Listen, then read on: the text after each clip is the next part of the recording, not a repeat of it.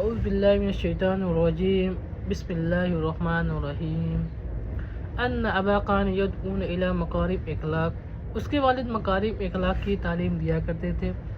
ایک بار نبی صلی اللہ علیہ وسلم کا گزر تائی قبیلہ کی قیدیوں سے ہوا۔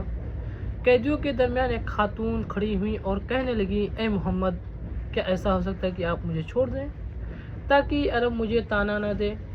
میرے والد قوم کے سردار تھے، قیدیوں کو چھڑاتے تھے، مجرموں کو معاف کر دیتے تھے، پریشان حالوں کی مدد کرتے تھے، مصیبت پر لوگوں کے کام آتے تھے۔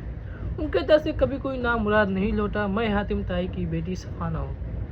نبی صلی اللہ علیہ وسلم نے اس کی بات سن کر فرمایا، یہ تو سچی مومنین کی صفات ہے۔ اگر تمہارے والد مسلمان ہوتے تو ہم ان کے لیے مغفرت کی دعا کرتے۔ آپ صلی اللہ علیہ وسلم نے فرمایا، اسے چھوڑ دو، اس کے والد مکارم اخلاق کی تعلیم دیا کرتے تھے۔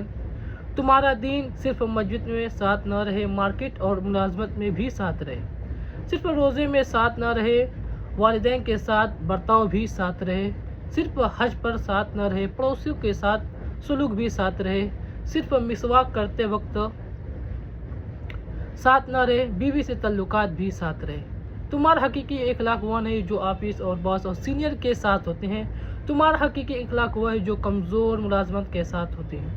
یہ درست ہے کہ انسان اگر کفر پر ہو تو اخلاق اس کے کچھ کام نہیں ہوتا، لیکن یہ بھی درست ہے کہ اخلاق کے بغیر ایمان و معذور ایمان ہوتا ہے۔ یہ غلط سوچ ہے کہ بیوی کو سختی سے اطاعت شعار بنایا جا سکتا ہے۔